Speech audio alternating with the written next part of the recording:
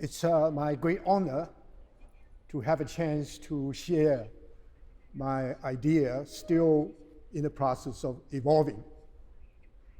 Hopefully, it will make some sense, and I'm sure it will be very strange to a very large group of people, and some people who are familiar with my way of thinking may consider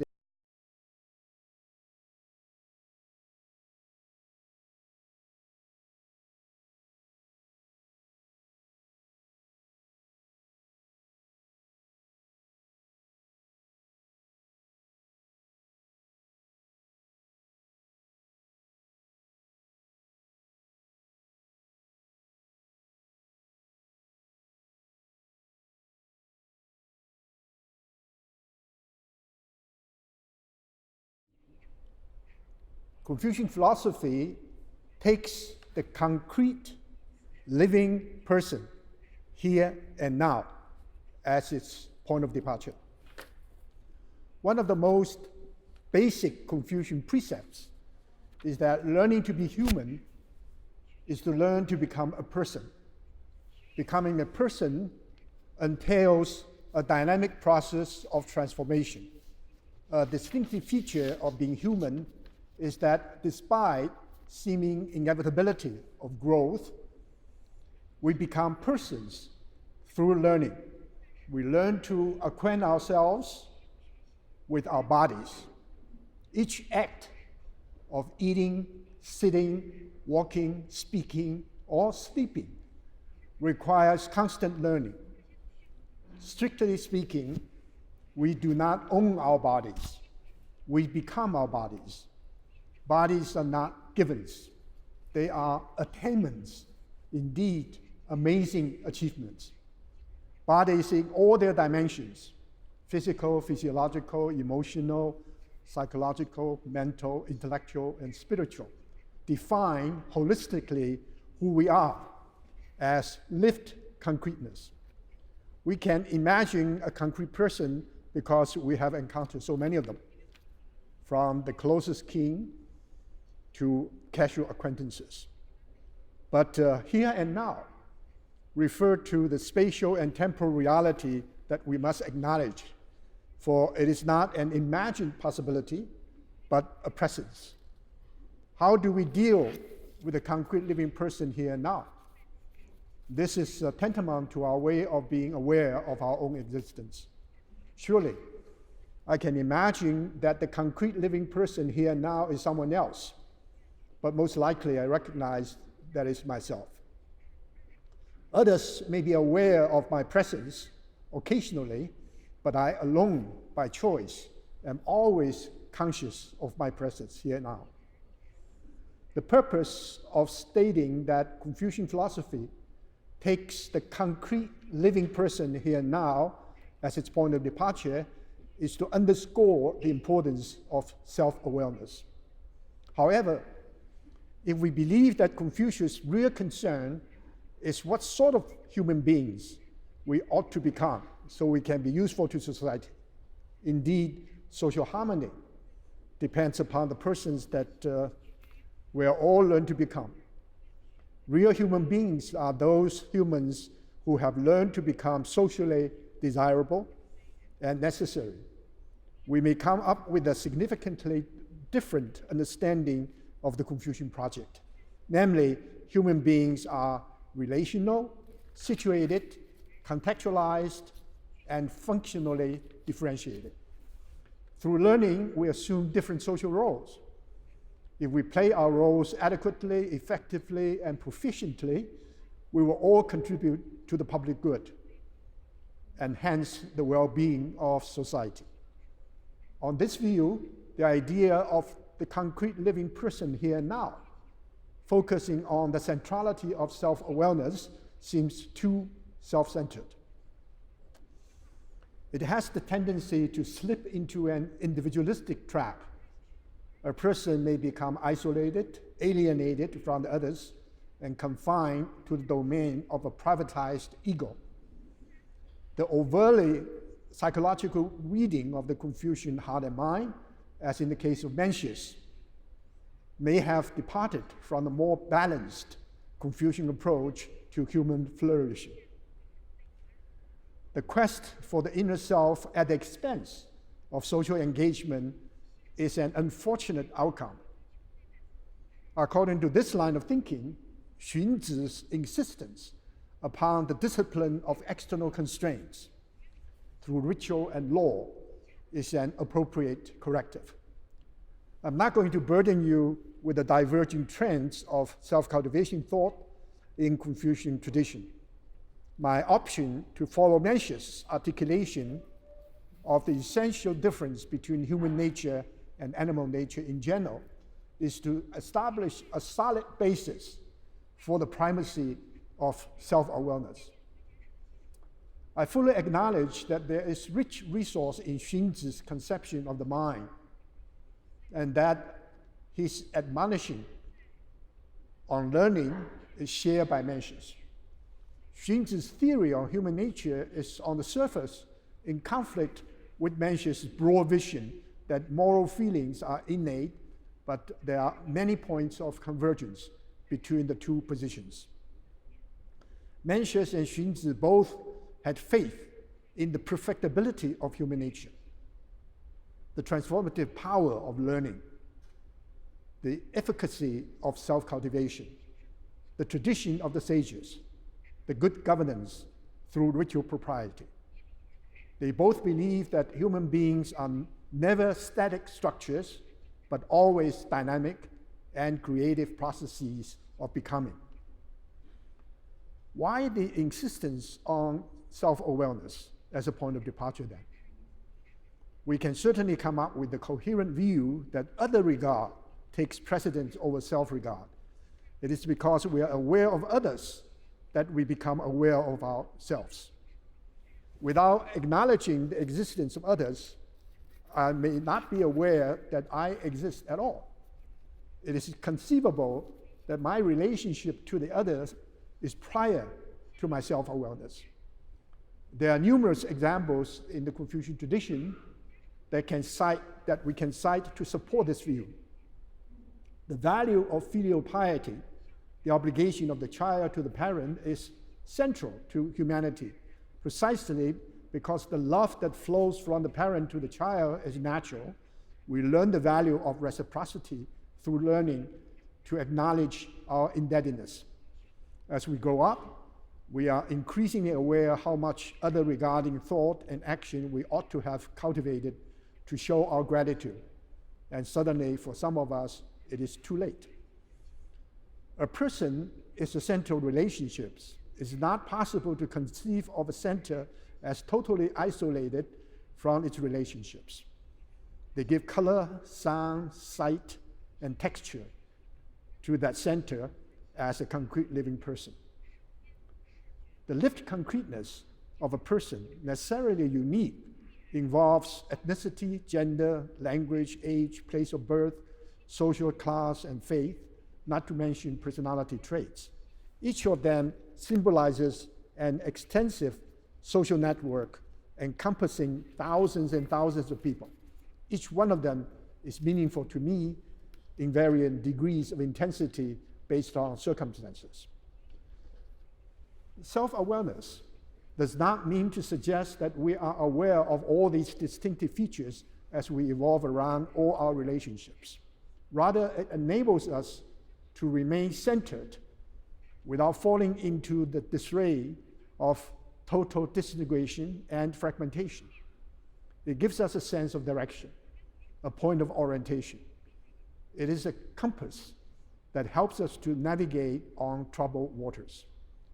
This may have been the reason that Confucius urged us to learn for the sake of the self. Learning ordinarily means the acquisition of knowledge or the internalization of skills. Knowledge and skills can be understood as learning for the sake of the self, but what Confucius had in mind is significantly different. What he proposed is the knowledge and skills that can transform us from becoming an integral part of our body. For the sake of convenience, I would like to define learning for the sake of the self as, quote, embodied learning. Let us take the example of learning as skill as an illustration. If we learn to play a musical instrument, say the violin, we need to invest a great deal of time to familiarize ourselves with the bow and fingering so we can produce relatively pleasing sounds. If we are talented and totally committed to the arduous task of becoming a musician, we would then devote our life to it. If we become a virtuoso, the violin, so to speak, is an extension of our body. We no longer play the violin as an instrument, but expresses our artistic sensibility through it. In short, we have embodied knowledge of the violin. This is, of course, an exceptional case, and only a handful of great musicians can attain it. However, if we can imagine that instrument we are supposed to learn to play is not the violin, but ourselves, our bodies holistically comprehended. Learning for the sake of the self is vitally important because our whole life is at stake. The question is not simply what career I would like to have, how successful I want to become, how I plan to realize my ambition, what kind of social role would be most satisfactory, or how I can be rich and famous. Rather, given that I am a concrete living person here now, the question is what kind of human being I would like to become. Self-awareness, so understood, involves knowledge and skill to be sure, but it is primarily a transformative act, rooted in our primordial awareness of humanity. The uniqueness of being human reveals itself at this level in its pristine form with brilliance and warmth. This is what Mencius referred to as the gray body. The famous story about evoking a sense of commiseration upon witnessing a child is about to fall into the well is worth noting here. It may give the impression that we must be shocked to realize that we are all endowed with the feeling of commiseration or sympathy, empathy, and compassion. The real message is that it is so common that if we are incapable of feeling it, we are no longer human. Learning for the sake of the self is character building. It is totally compatible with our professional aspiration, our quest for excellence, our drive to improve our lots, our willingness to contribute to social harmony, and our desire to be recognized and live a comfortable life. However, it addresses a more fundamental dimension of our existence, the meaning of life. Implicit in the idea of the self as a center of relationships is subjectivity. It is critical that we do not reduce the center to relationships. A concrete living person is made of multi-dimensional complex of relationships. Putting them all together, they cannot fully constitute the person. We should always take into consideration all the primordial ties. I already mentioned race, gender, language, and so forth. Neither can the center of the self be established by them. They are all relevant and significant. Each of them is both a constraint and an enabler. They are all enabling constraints. This requires an explanation. A distinctive feature of Confucian humanism is the recognition that we are all fated to be a particular person. All our primordial ties are, in a sense, given. With the determination, we may be able to alter some of them, such as gender and language, but by and large, they are determined. In many great religious traditions, this fact of life is considered at least constraining. They restrict our choice and freedom of action. We hope to change them, if not to get rid of them. Or at the least, we are instructed to liberate ourselves from these constraints. Some instructions are enforced relatively. In the Christian tradition, adherence to the real fellowship of faith should take precedence over family attachments. Others are highly restrictive. Buddhist monks are often asked to sever all family relationships. The Confucian choice is quite different. The fact that we are all fated to be a particular person should be accepted and fully acknowledged. It may not be a blessing, but it calls for positive recognition and even celebration. The perceived constraints are at the same time vehicles for instruments for self-realization. Therefore, they are not simply constraints, but enablers as well. In fact, it's these enabling constraints that make us concrete living persons.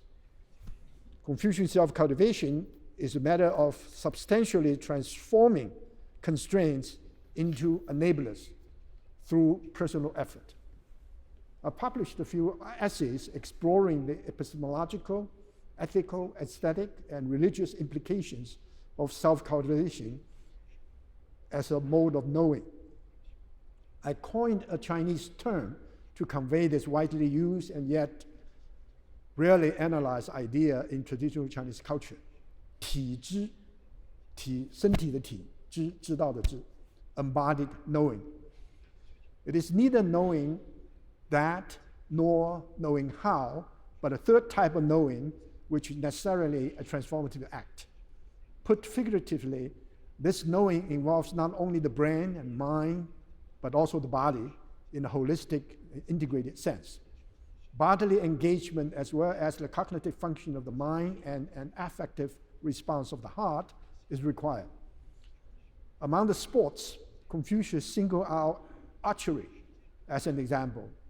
If we miss the mark, we need to adjust our physical position and mental state here and now. To learn the art of archery, our sense of presence is a prerequisite. Self-awareness is essential for the kind of learning that Confucius recommended. Through self-reflection, self-examination, self-criticism, self-admonishment, and self-encouragement, we establish ourselves as essential relationships. This selfhood, diametrically opposed to the private ego, is open, dynamic, creative, and transforming. It is forever open to the outside, dynamically interacting with people, creatively engaging in all things, and transforming the world around by transforming itself. As Mencius' great body specifies, the myriad things are already equipped in me. This is not an imagined possibility, but an achieved or achievable state. We can expand our vital energy to enable it to fill the space between heaven and earth. Specific physical disciplines such as breathing technique may have been involved, but Mencius avowed that he was able to do it through moral and spiritual exercise. This is not a figure of speech, but from his point of view, an experienced reality. This reminds us of the 12th century Confucian thinker, Lu Xiangshan, who said that he got the gist of Confucian learning himself by reading Mencius. The message from Mencius is precisely the idea of human greatness. This idea was so much embodied in Xiangshan that he could not approach it as a hypothesis to be argued for or to be proved. It simply manifested itself from within. And as he believed it, it should be self-evident to every concrete living person here and now. The anecdote requires an explanation. Lu Xiangshan often referred to Mencius' instruction to establish that which is great in us when he was asked about learning to be human. He repeated the statement so often that his critics queried that if Master Lu had any other important message to convey. Xiangshan responded bluntly that there's no other more important message to offer than to establish that which is great in us. Xiangshan is noted for his commitment to the Mencius line of thinking. He made it explicit that his experiential understanding of Mencius did not come from any other source than reading the Mencius, and that he got it himself.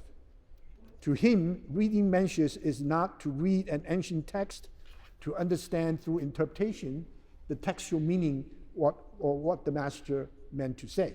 Rather, it is a living encounter with Mencius in person, who utter these words to him personally and directly. This kind of utterance sounds like a religious injunction that is not subject to discussion, debate, or verification. That which is great in us is available to every human being. There's greatness in each of us. All we need to do is to establish it.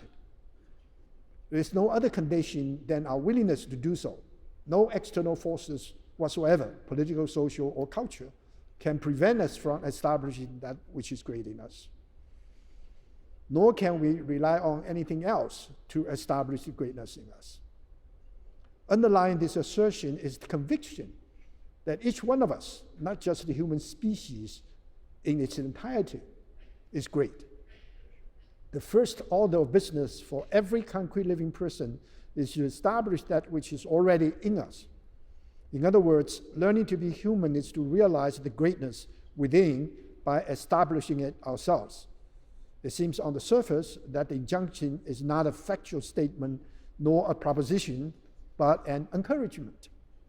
Strictly speaking, however, what Xiangshan following mentions meant to convey was not wishful thinking, but a truth, indeed a reality about being human.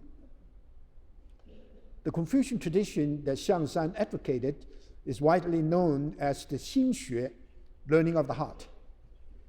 A distinctive feature of this school is the centrality of the heart. It is often rendered as mind as well. Xin, heart and mind, is both cognitive and affective. It can feel, will, sense, and know. The feeling, willing, sensing, and knowing capacities of the heart provide the basis for the great body. The first order of business for self-realization is to be aware of the activities of the heart to establish the great body, to underscore the uniqueness of being human. The initial step, that is to awaken the heart to make it sensitive to the world around us. The feeling that can be aroused by stimuli from the outside are only superficial manifestations of the sensitivity of the heart.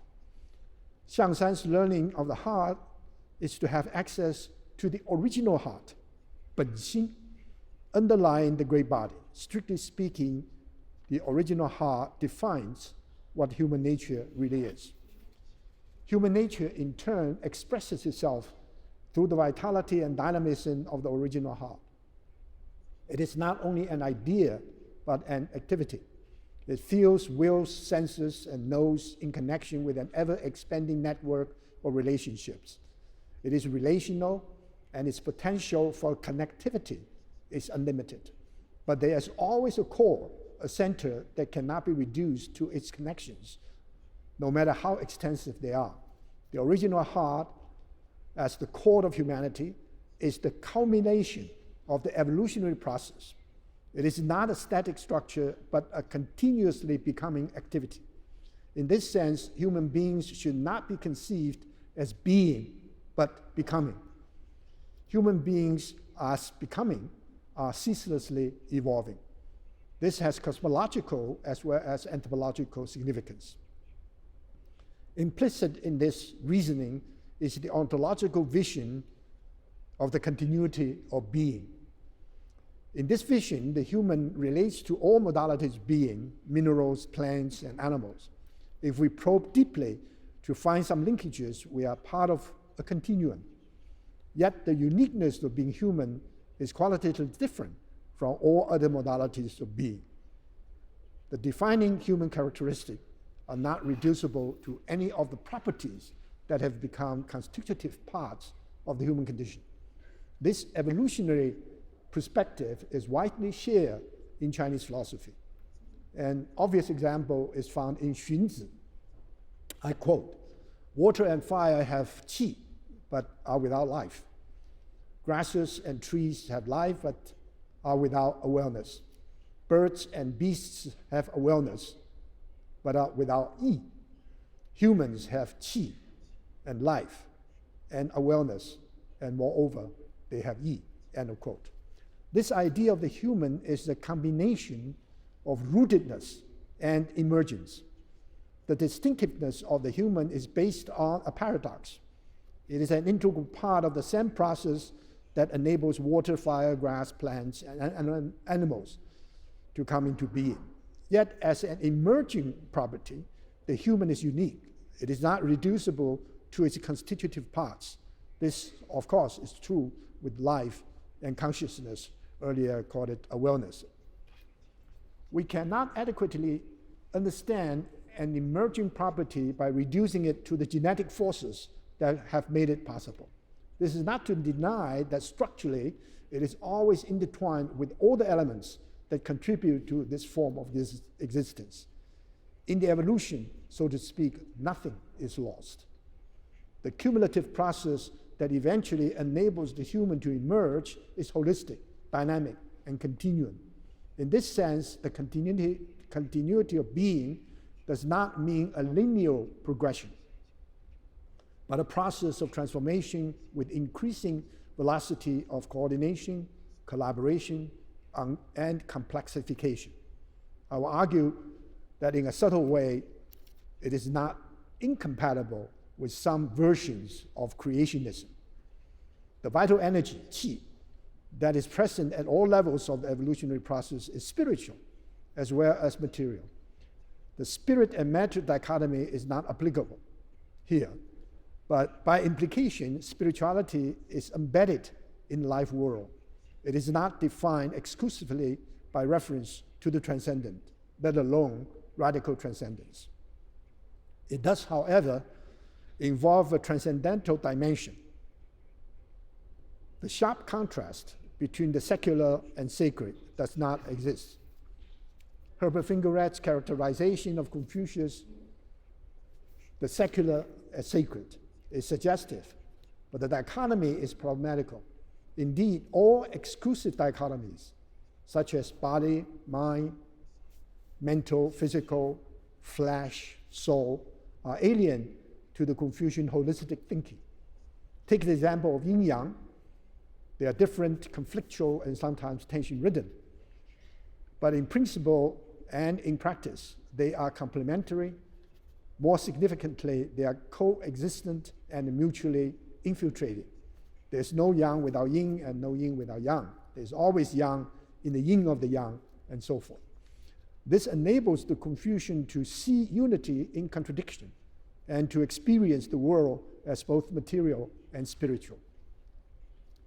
Life symbolizes the emergence of an entirely different stage of coordination, collaboration, and complexification. In modern biological terms, it is reflected in an adaptive organizational structure, the capacity of metabolism, the ability to maintain the homeostasis, the potency of growth, the potentiality of reproduction, and the responsiveness to the environment. We can maintain that between that matter and life, there is continuity. Even there's a discontinuity, even rupture. This is a challenge to the continuity of being. But it is at least mitigated by the subtle observation that from the perspective of the vital energy, qi, the idea of that matter itself is inappropriate. Take the example of the stones. To the Confucians or Chinese in general, a piece of jade is not necessarily lifeless. This figurative expression does not negate the fundamental difference between life and death, but it is profoundly significant if we reject the notion that all inanimate things are simply that matter. I'm reminded of the heated debate in the drafting of the Earth Charter decades ago, when the representatives of the scientific community eventually were persuaded by the elders of many indigenous traditions to inscribe the phrase, "the earth is alive," into the final text.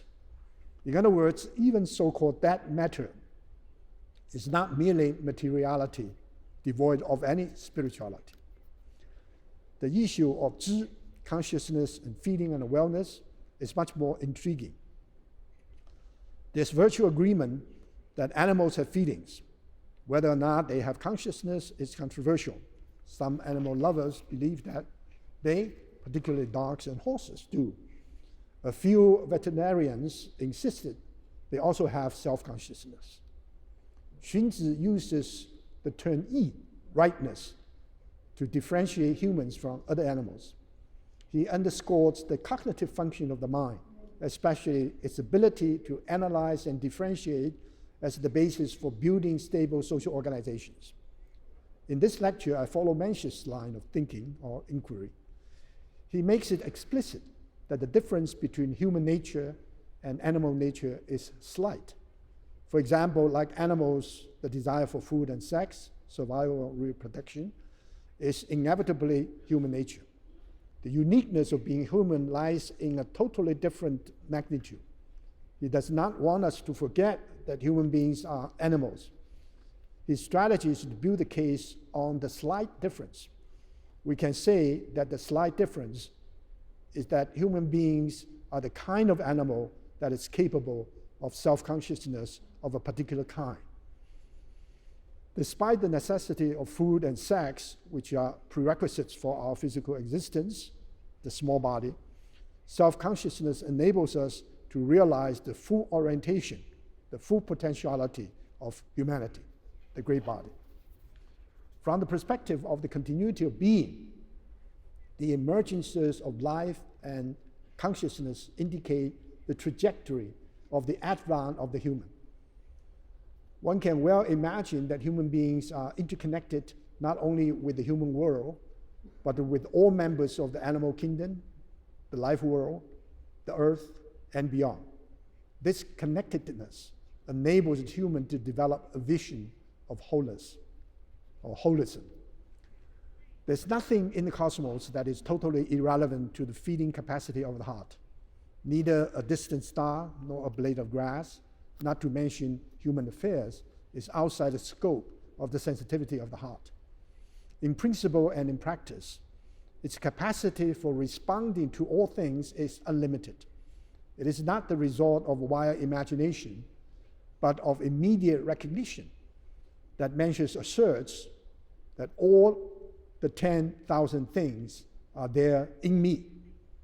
Through the mentioned spirit, Cheng Hao, and later Wang Yangming, maintained that humanity forms one body with heaven, earth, and the myriad things. They insisted that forming one body with heaven and earth and the myriad things is a human capacity realizable by every person in ordinary daily existence. Wang Yangming tried to demonstrate this capacity by a series of illustrations.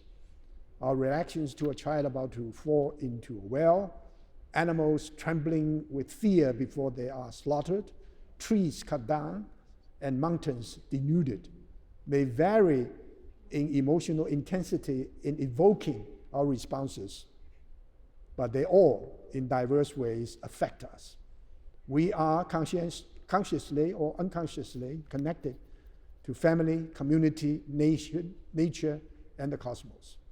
By implication, he maintained that the full realization of the humanity requires that we overcome not only egoism, nepotism, parochialism, ethnocentrism, and nationalism, but anthropocentrism as well. This move from the concrete to the universal rejects both closed particularism and abstract universalism. The negotiation is between personal rootedness and public spiritedness. The authentic possibility of such a negotiation is predicated on their mutual intelligibility and potential complementarity. To be personal is not to be private. While I normally choose not to disclose my private thoughts, I often feel impelled to share values that I personally cherish. I'm rooted in my primordial ties, ethnicity, gender, language, place, status, age, and faith, but I have no difficulty in recognizing that they are contextualized and historicized to the extent they represent a unique configuration that defines in the concrete my own singularity. However, my self-understanding dictates that I appreciate what I am in the broad social, gender, linguistic, economic, political, social, cultural, and religious contexts. This enables me to know that there are other singularities that are equally complex. I know that I can never fully understand the singularity that I recognize as myself, but I know for sure that it is my privilege and responsibility to try to do so. By analogy, I'm aware that numerous singularities like me are in the same boat. This is the human condition that is that is relevant to all spiritual traditions. The Confucian path, simply put, is that I'm not what I ought to be, and yet I'm aware that I must work through the structure and function of what I am to live up to the highest standard of self-realization. The logic of great learning can be stated as follows. Myself is the point of departure. From the emperor to the common people, each should regard self-cultivation as the root. In concrete terms, self-cultivation is to transcend privatized self-centeredness in preference for the public good. We may even say that I'm private, my family is public. My family is private, the community is public. The community is private, the nation is public. The nation is private, the global village is public. The global village is private, the cosmos is public. Public spiritedness can only be realized through self-cultivation. This move from the rooted private ego to the public spirit relational self is open to all human beings. Human greatness lies in the infinite capacity of the human heart to embody the cosmos. This embodiment occurs through dialogical communication. The dialogical mode is a defining characteristic of the Confucian way of life. It is manifested in 4 inseparable dimensions of Confucian humanism: self, community, nature, and heaven. Only through dialogue can integration of the body and mind, fruitful interaction between the self and community, harmony between humankind and nature, and mutuality or mutual responsiveness between the human heart and mind and the weight of heaven be attained. Dialogical encountering rather than dialectic overcoming enables the refinement and enlargement of the feeling of commiseration, sympathy, empathy, and compassion inherent in all humans to be extended and expanded from the self to family, community, nation, world, nature, and beyond. Learning to be human is for the sake of the self.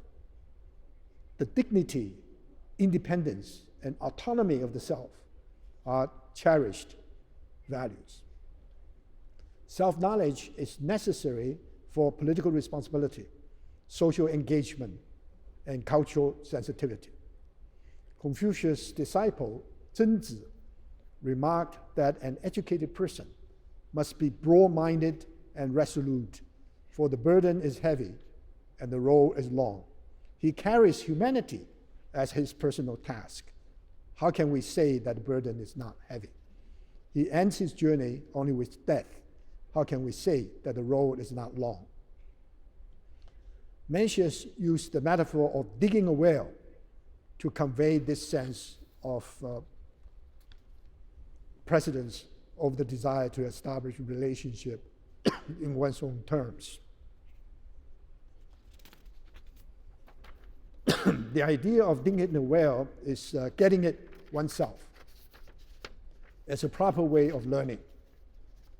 Only if we deeply immerse ourselves in self-understanding will we benefit from the flowing stream beneath to enrich our way of life.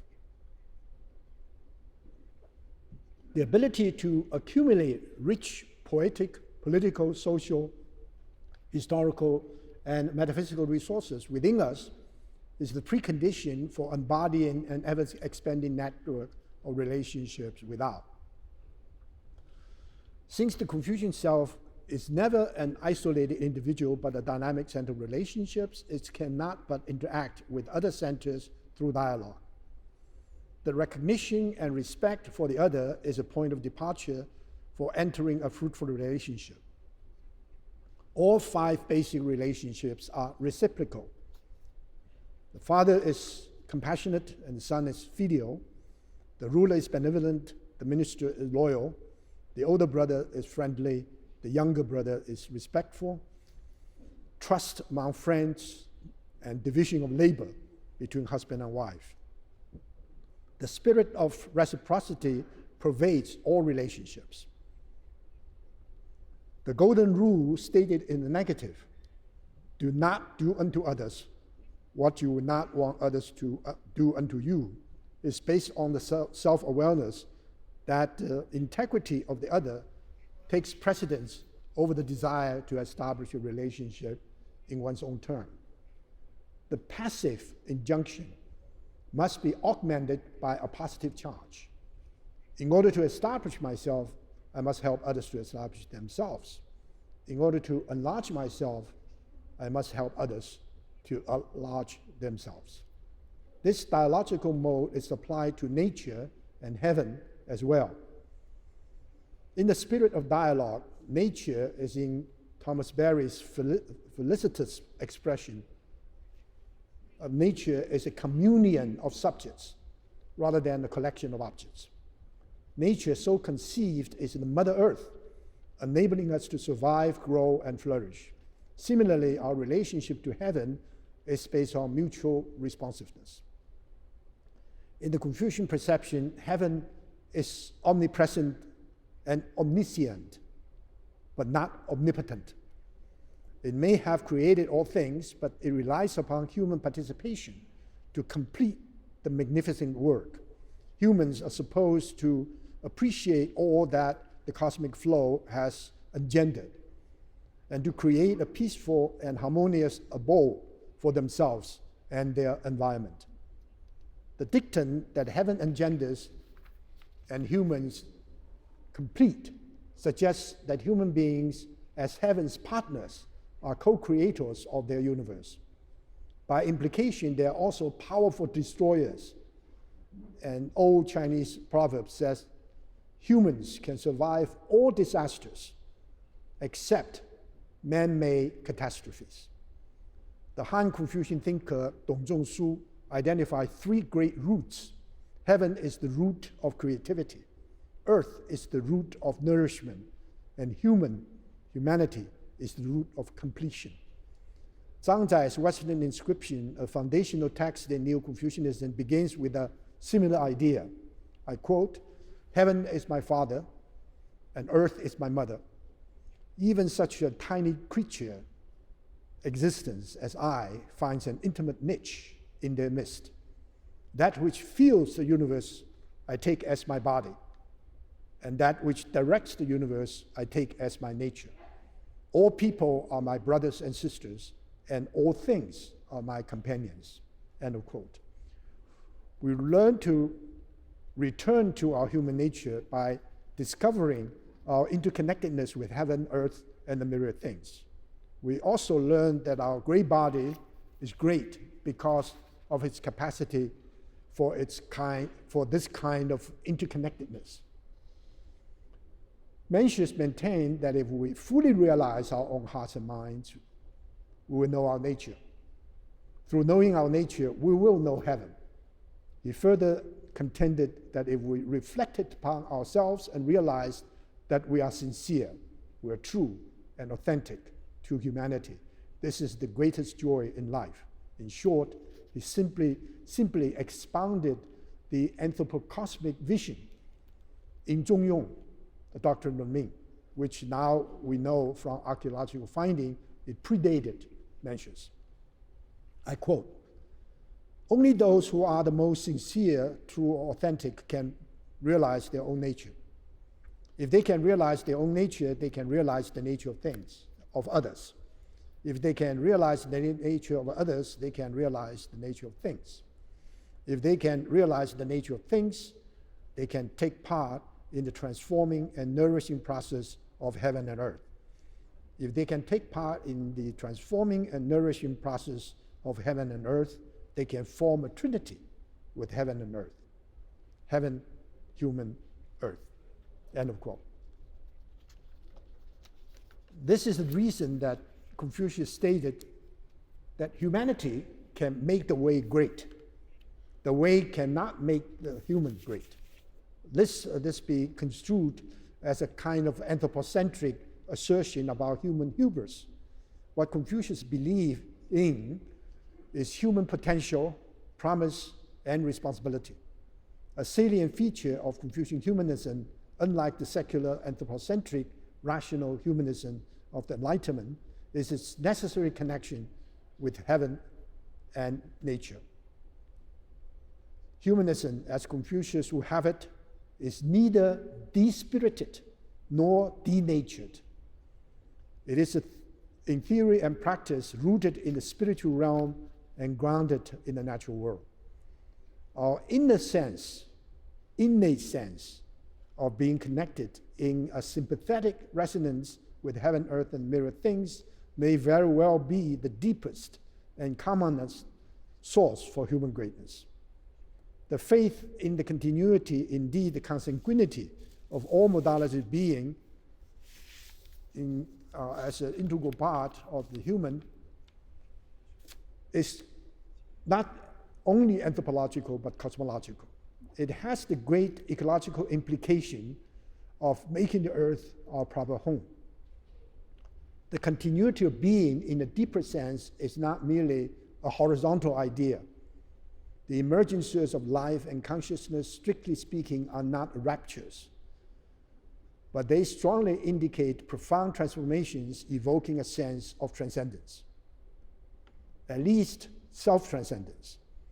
This symbolizes that the evolutionary process also entails a vertical trajectory. The sensitivity of the heart has depth as well as breadth. Its all-embracing wholeness is an inherent human capacity. Therefore, the original heart, rather than the consciousness and feeling we share with animals and life we share with plants and grasses, is distinctively human. It is the original heart that makes human beings great, enables us to have the great body. What is the verticality of the evolutionary process? Chen Hao, I already cited him, confidently asserted that his learning in general was indebted to his predecessors. But the true import of the two characters, Tianli, heavenly principle, was intimately embodied in him by himself. In other words, Chen Hao experienced the full meaning of the heavenly principle by personally getting it himself. His subjectivity enables him to realize that the heavenly principle in his original heart. It was not revealed to him by an authoritative force from outside. He really got it himself. To him, and indeed all the thinkers in the learning of the heart, the heavenly principle is within our nature.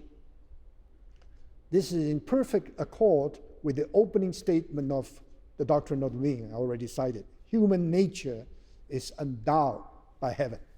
Since human nature is endowed by heaven, the heavenly way, presumably how the heavenly principle functions, is encoded in human nature.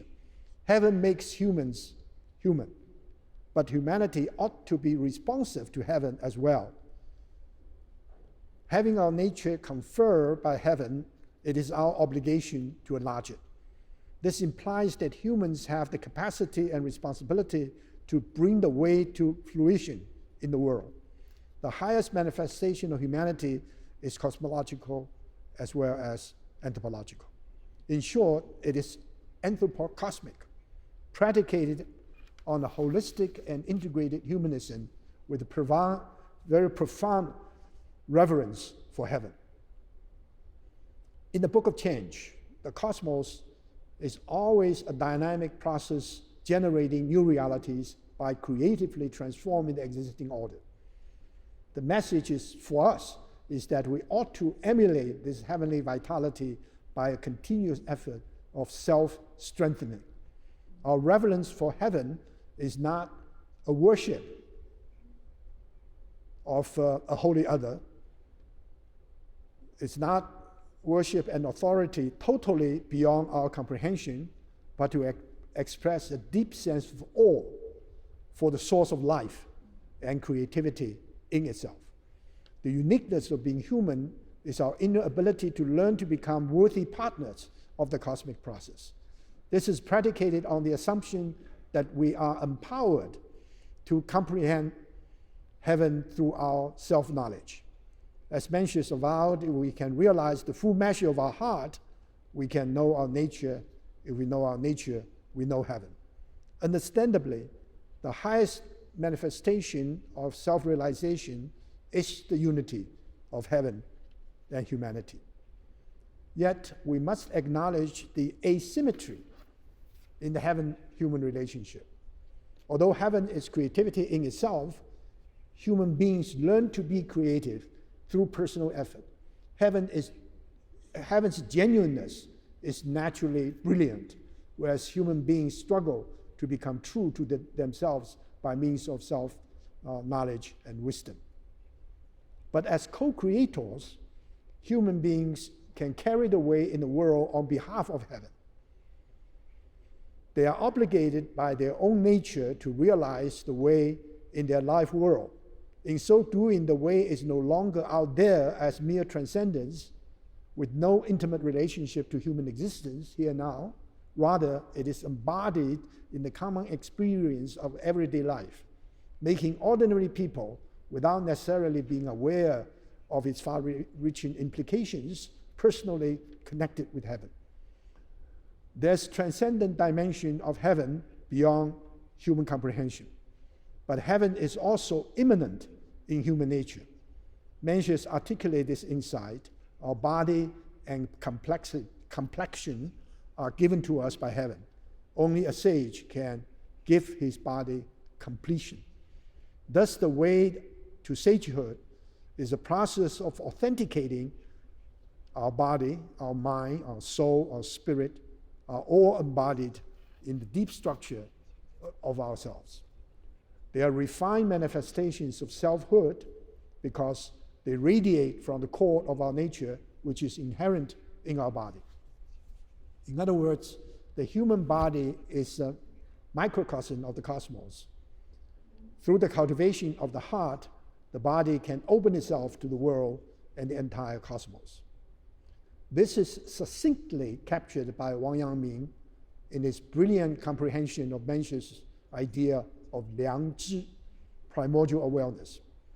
This primordial awareness is precisely what Lu Xiangshan identified as the original heart.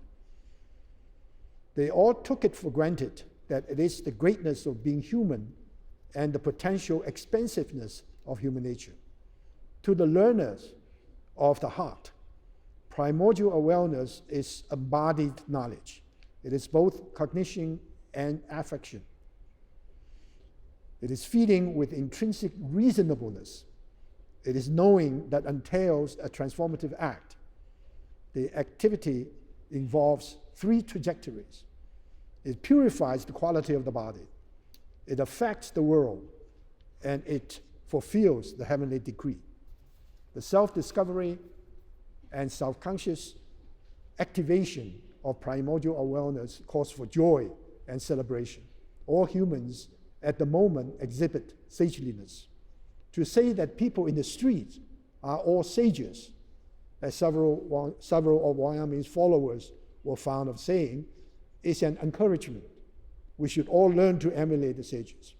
And an ontological truth, all human beings are not only potentially, but really sages. At the same time, it is easily understandable that every person, Confucius included, always falls short of attaining sagehood. Existentially, Confucius made it explicit that he was far from being able to attain it. Therefore, learning to be human requires a ceaseless process of self-cultivation. In light of the discussion of human greatness, heavenly principle, and primordial awareness, I would like to reiterate the centrality of subjectivity in Confucian humanism. While it seems reasonable to define Confucianism as a form of social ethics, it is vitally important not to reduce subjectivity to a set of social roles. One can argue that human relationships is implicit in Confucian subjectivity, that without the social dimension, the distinctiveness of Confucian subjectivity is lost. Indeed, the Confucian person is always enriched by connectivity. We learn from the thesis, the continuity of being, that forming one body with heaven and earth and mirror things is not only an imagined ideal, but an experienced reality. It is not through rational calculation or empirical proof that we know it is true. It is through a profound feeling embodied in our original heart that we know intimately and immediately that it is so. The feeling so conceived is not separable from ordinary feelings and emotions such as joy, anger, sadness, and happiness, yet it is fundamentally different because it is a constitutive part of our humanity. It expresses itself specifically as empathy, sympathy, compassion, or in mentioned terms, commiseration. It is the very reason that human beings are great, for it evokes the great body in us. Of course, this feeling is not simply anthropological. This anthropocosmic feeling, to reiterate Chen Hao's reference to the heavenly principle, his ecstasy of experiencing it through intimate embodiment suggests a personal realization of the transcendent reality. He got it himself because it had always been latent in his original heart. We can imagine that for Chen Hao, it is precisely the embodied knowledge of the heavenly principle that enabled him to articulate the conviction. Humanity so conceived is awareness. It is an internally generated awareness. It may be a response to an external stimulus, but it is not merely the consequence of an outside force. It has its own autonomous and independent agency. Unlike ordinary feelings, it is not merely passively responding, but also actively probing. However, it does not function at an empirical level alone. Its connectivity is all-embracing. It connects by making contacts and forming linkages. In a deeper sense, it connects by participation and transformation. It is a cognitive function to be sure, but it is also affective. Indeed, in all our bodily sensations, seeing, hearing, smelling, tasting, and touching, they are all both cognitive and affective. Humanity as a wellness, in the case of sympathy, for example, is a transformative act. It is knowledge and at the same time action. The spontaneity in which it expresses itself makes action an integral part of knowledge. Unlike ordinary sensations, it naturally emanates from the heart without reflection or intention. It is empirical and transcendental. We can experience it as ordinary sensation, but we cannot sense its depth and breadth at that level. We should recognize that our original heart defines our true nature. It is, of course, the quality that we are born with, but more importantly, it is conferred by heaven. As the opening statement of the Zhongyong specify, that human nature is decreed by heaven. In other words, the original heart, our true nature, is where the heavenly principle resides. The heavenly principle is omnipresent. It is present in humans, animals, plants, and rocks. Indeed, all beings in the evolutionary process. It is the ultimate reason for their existence. However, Chen Hao's personal experience of embodying the heavenly principle is significant in two senses.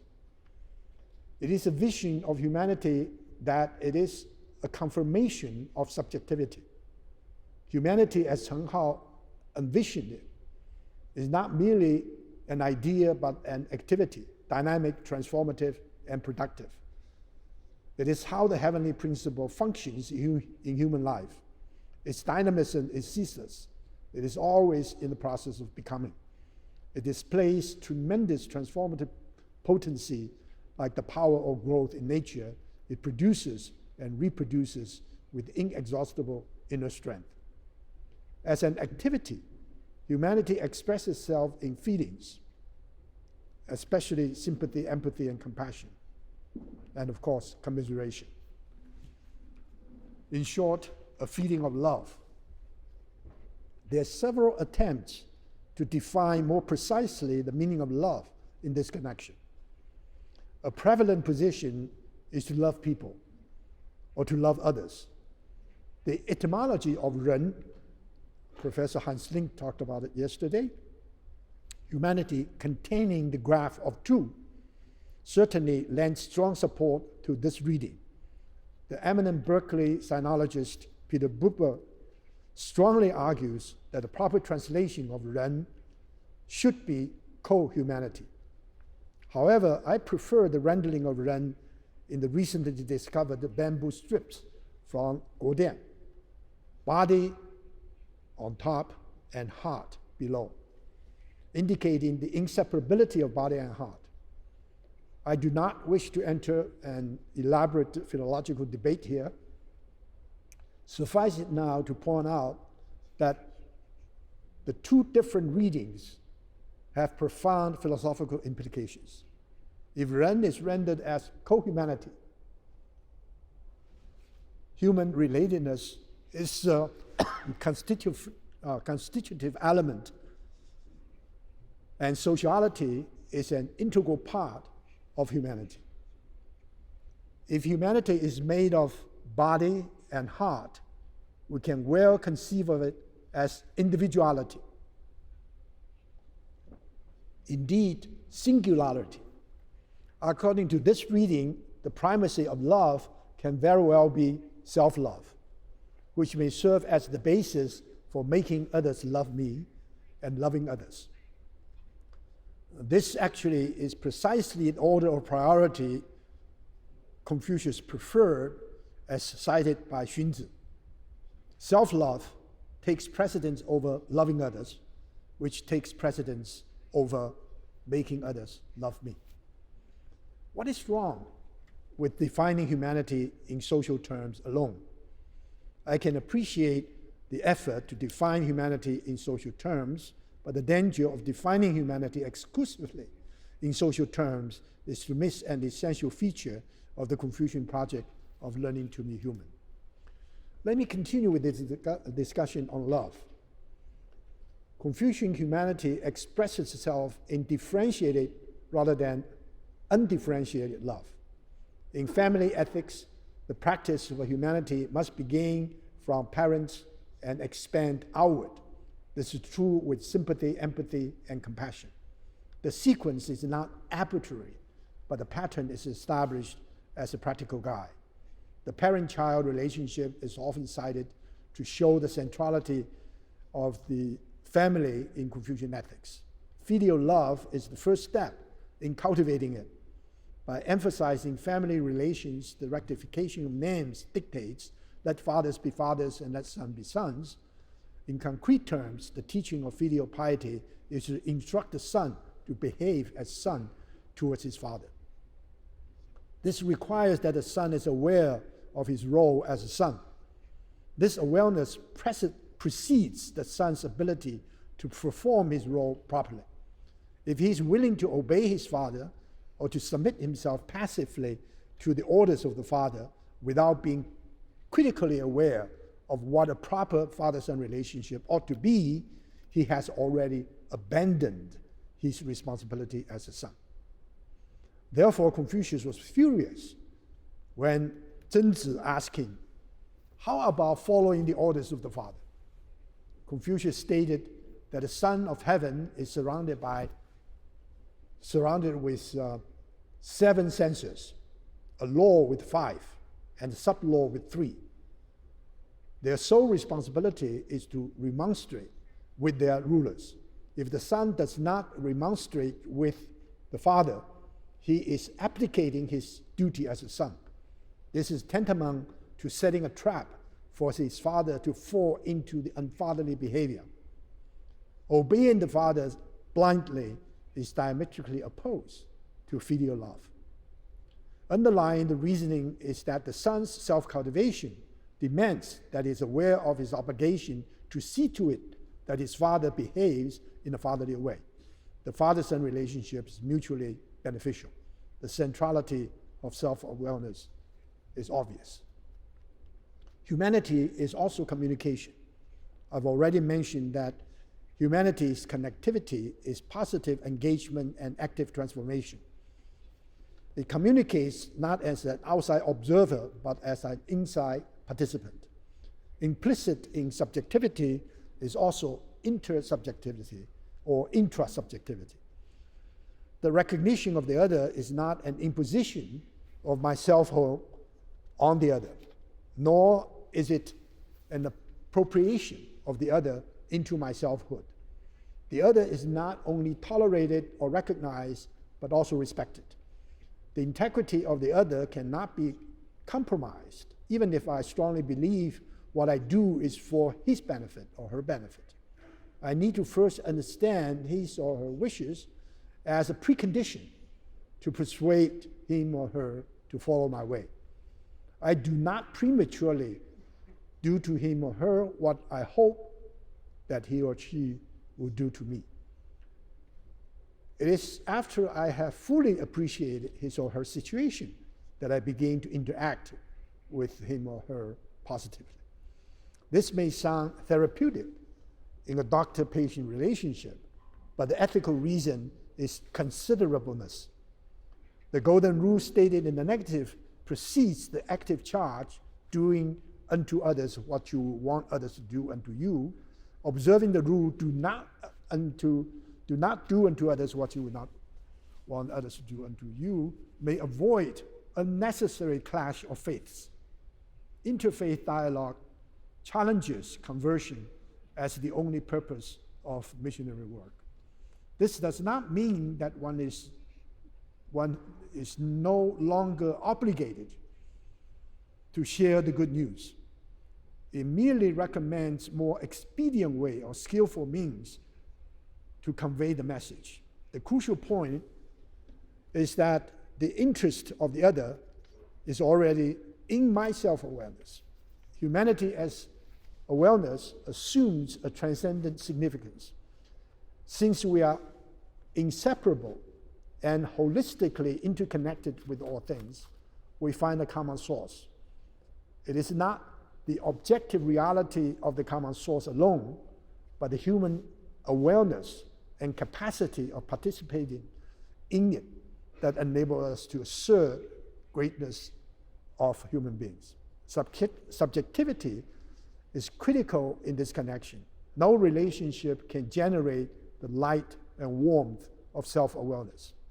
Every form of vital energy that makes a thing embodies a principle. All principles emanate from the heavenly principle. They are endowed with the original heart.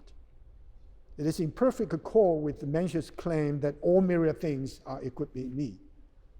His following statement that the greatest joy in life is that upon reflection, I find that I'm true to myself, can thus be interpreted to imply that ultimate happiness is the realization that I'm an authentic human being forming one body with heaven and earth and myriad things.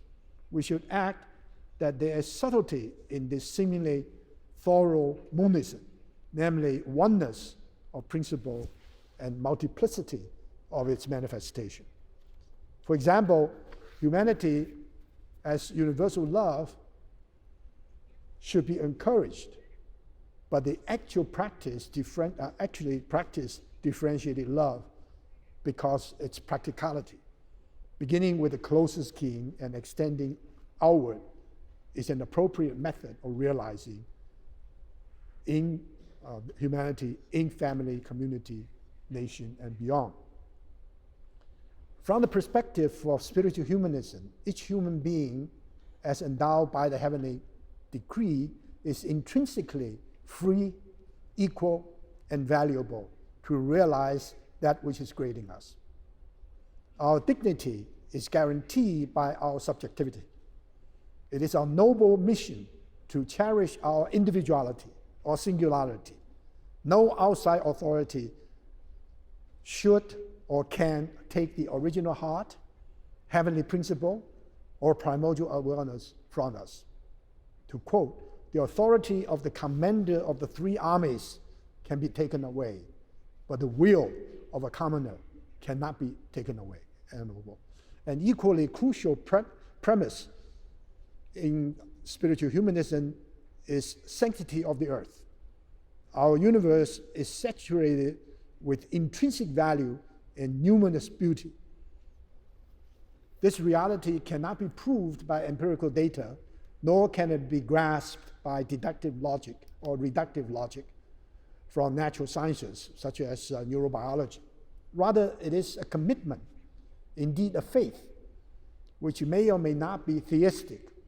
The critical issue is to recognize that it has taken billions of years with fine-tuning of all the elements, air, water, soil, and numerous other factors for us to emerge for so brief a moment. We can dismiss the whole story as senseless. We can follow major and minor creation stories to accept the thesis that there is teleology in our existence. Of course, there are numerous other options. The ontological idea underlying Spinoza's philosophy, which was a source of inspiration for Einstein, seems to be an excellent candidate for articulating such an idea. Also, Paul Tillich and Carl Sagan, as mentioned by Ron Dworkin, also supported this thesis that we should have faith in the, quote, objective reality that there is meaning in life and that nature has intrinsic value.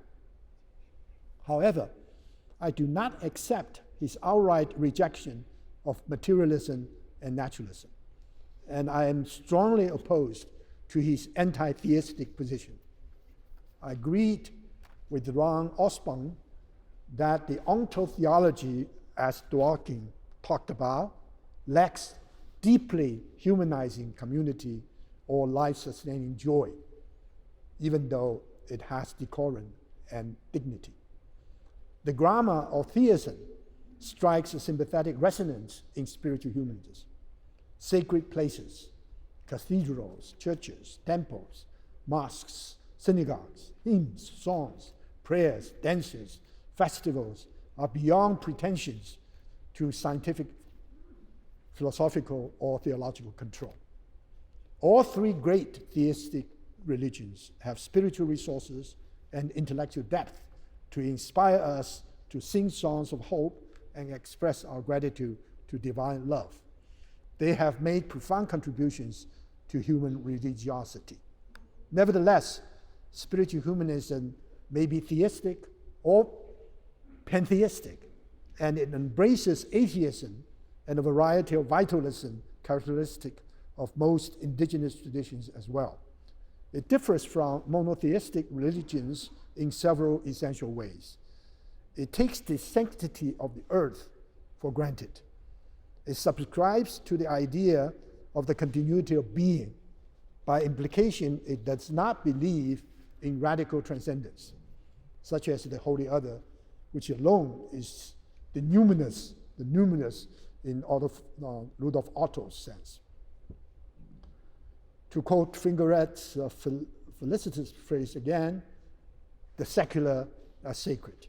In other words, the life world is intrinsically meaningful. It is where the ultimate meaning of life is realizable and ought to be realized.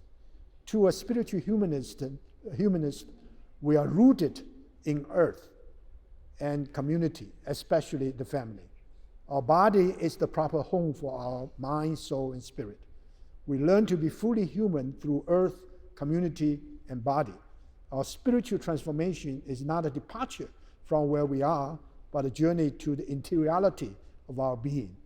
Paradoxically, the innermost core of being, the source of our self-knowledge, is none other than the macrocosm or macrocosmic reality ingrained in our existence. Surely, earth, community, and body constrain us. They shape us into concrete forms. We are inescapably earthly, communal, and bodily. Hitherto, spiritual traditions in general have instructed us to free ourselves from these constraints. A great human aspiration is to be liberated from mundane bondage, to escape from the prison house of the soul. In spiritual humanism, these are enabling constraints, the vehicles that carry us forward to our destiny. They are instrumental in offering each of us the unique path of self-realization. Without them, we cannot exist in any concrete sense. They are our incarnations.